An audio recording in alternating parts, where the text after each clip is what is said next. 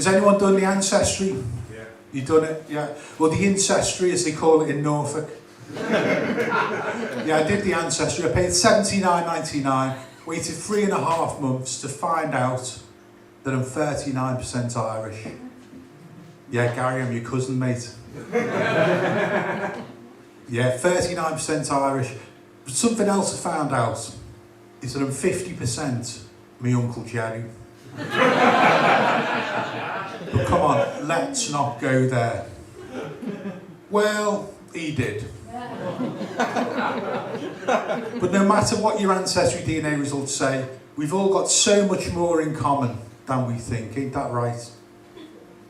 We've all had fucking confused upbringings.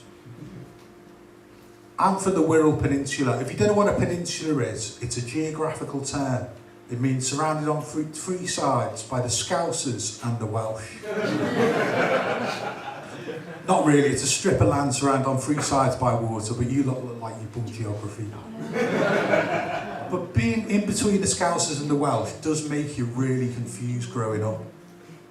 For fun, we like to steal a sheep and have it up on bricks by midnight. And you come out with some really confused sayings. So I'm at a party and I'll go in and say, "What's a cairn? Bellend." "Whose Lacoste's this jacket?" And then I get my head kicked in my own house, by me Auntie Carol. We've all got to watch the same shit on telly, haven't we? I'm not just talking about Squid Game or Line of Duty.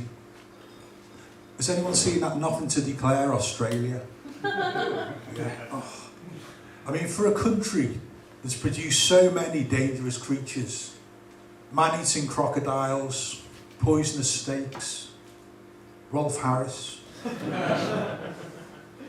They ain't half fussy about what people are bringing in. I mean, you'll have some poor woman go through customs, they'll pull her aside and they'll say, "Excuse me, madam, you bring that into Australia, it'll damage our Australian ecosystem."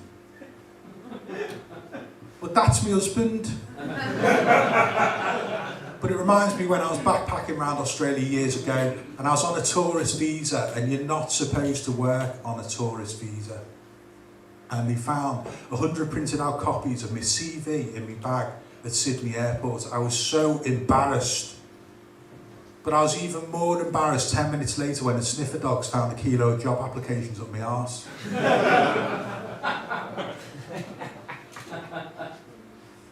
I popped into Greg's earlier on, and the fella goes, "Is this to eat in or take away?"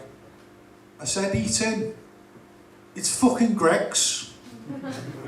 Do you have the table by the window with the view of the man pissing into the bin?" Now, I'm a fan of the folk singer Nick Drake. Is there any Nick Drake fans in? Yeah. Yeah, ooh. Well, I tell you what, if you're a fan of Nick Drake, when you tell someone that you're a fan of Nick Drake, the melancholic hippie folk singer, they often turn around to you and they say, "Oh, mate, I love his music. Passion fruit's a tune." Most of my mates are bagheads. Hang on, passion fruit. That's not Nick Drake. That's Drake. How can you get them confused? I mean, one likes to smoke dope and retune his guitar. The other has beef with Kendrick Lamar.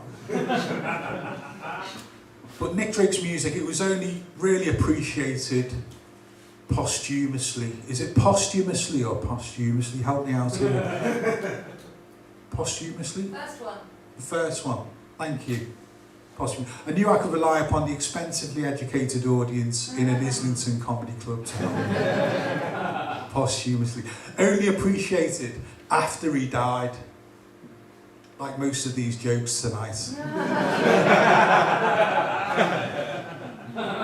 But I think my sponsorship deal as a new face of Weight Watchers might actually be in jeopardy tonight, ladies and gentlemen.